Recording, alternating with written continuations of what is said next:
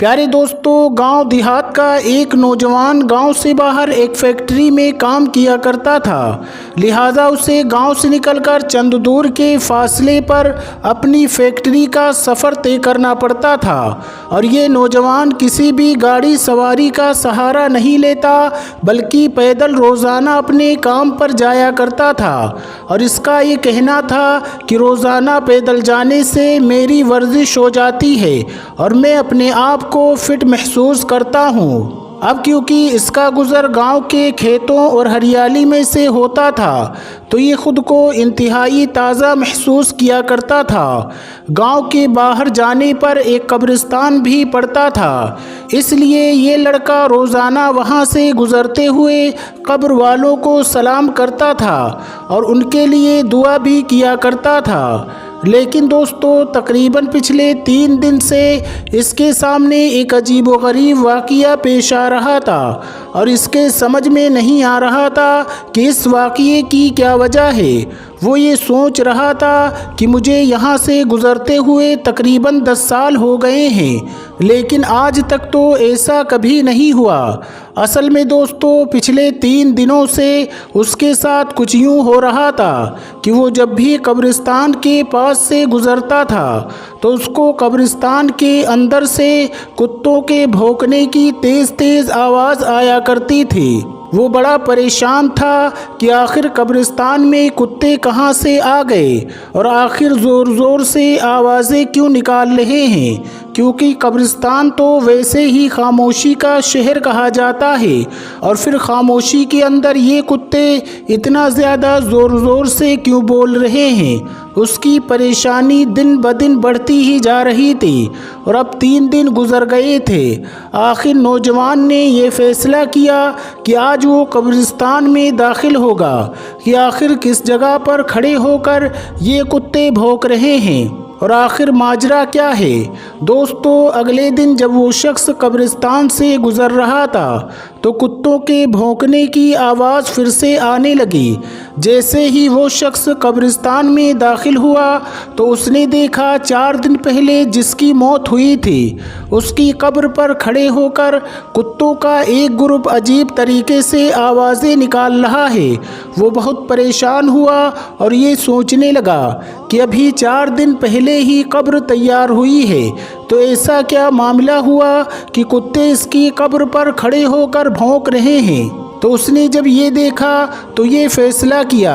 کہ وہ آج شام کو جا کر گاؤں کی پنچایت میں سب کو اس بات کے بارے میں بتائے گا کہ ابھی جو شخص 4 دن پہلے اس دنیا سے چلا گیا تھا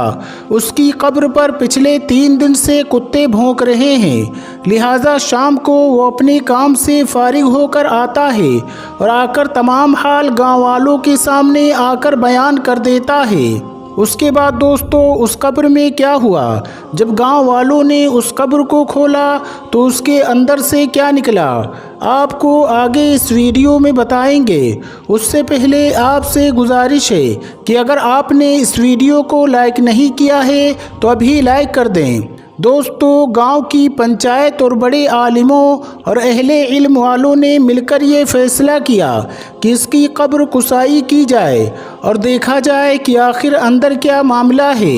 اس کے لیے گاؤں والوں نے پہلے مردے کے گھر والوں سے اجازت لینا مناسب سمجھا۔ اس کے گھر پہنچے اور گاؤں والوں نے اس کا تمام حال بیان کر دیا تو اس کے بھائی نے کہا، اگر آپ دیکھنا چاہتے ہیں کہ اندر کیا معاملہ ہے تو ہماری طرف سے آپ کو اجازت ہے، لیکن ہم آپ کے ساتھ نہیں جائیں گے، آپ خود اکیلے جا کر اس قبر کو کھول کر دیکھ سکتے ہیں۔ دوستوں، لوگوں کے لیے تو یہ بڑی حیرانی کی بات تھی کہ ایک بھائی اپنے ہی بھائی کی قبر کھولتے وقت وہاں پر موجود نہ ہو،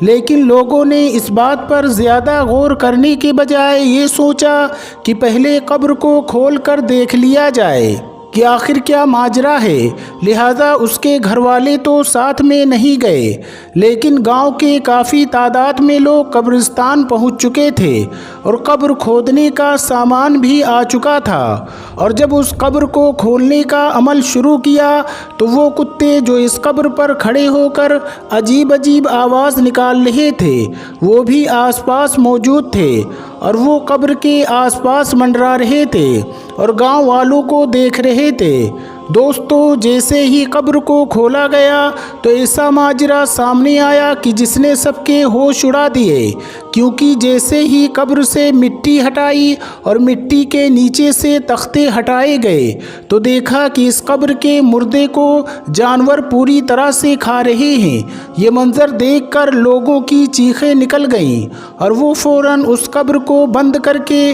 اپنے اپنے گھر کی طرف واپس آنے لگے، کیونکہ اس قبر کے مردے کو جانور اس بری طرح سے کھا رہے تھے۔ جو وہاں پر موجود تھے ان کے اوپر کپکپی طاری ہو گئی اور انہوں نے اسی میں اپنی بھلائی سمجھی کہ اس کی قبر سے جتنا دور ہو سکے اتنا دور رہنا چاہیے۔ لیکن دوستو، سوال یہ اٹھتا ہے کہ آخر اس کا کون سا گناہ تھا جس کی وجہ سے اس کی قبر میں اتنا خوفناک عذاب ہو رہا تھا؟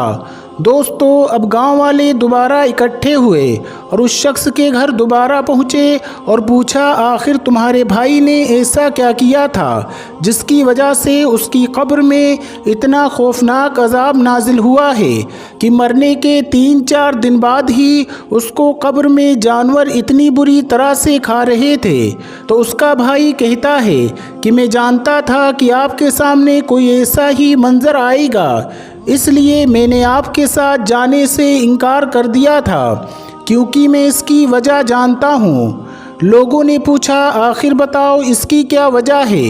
تو وہ شخص کہنے لگا کہ میرا بھائی کوئی شریف آدمی نہیں تھا، وہ دراصل ایک شرابی آدمی تھا جو کہ سارا دن شراب کے نشے میں پڑا رہتا تھا اور نہ اس کو گھر کی پرواہ تھی اور نہ گھر والوں کی۔ اس کی زندگی کا مقصد صرف اور صرف عیاشی کرنا تھا۔ وہ شراب پی کر اپنے رشتے کے معنی کو بھی بھول جاتا تھا، یہاں تک کہ وہ میری ماں کو بھی گالیاں دیتا تھا اور باپ کے ساتھ بھی لڑائی جھگڑا کیا کرتا تھا، اور جب شراب پینے کے لیے پیسے نہیں ملتے تھے تو وہ ایسے بدترین کام کیا کرتا تھا جس کے بارے میں آپ کے سامنے بیان نہیں کر سکتا ہوں۔ یہ وہ تمام گناہ تھے جس کی وجہ سے اس کو قبر میں اتنا خوفناک عذاب مل رہا تھا، اور ہم یہ جانتے تھے کہ اس کا انجام اسی طرح کا ہونے والا ہے۔ پیارے دوستو، امید کرتے ہیں کہ آج کے اس واقعے کے بعد آپ کو اندازہ ہو گیا ہوگا کہ شراب اور نشہ کتنی بری لعنت ہے اور کیوں دین اسلام نے مسلمان کو اس سے دور اور اس کو پینے سے منع کیا ہے۔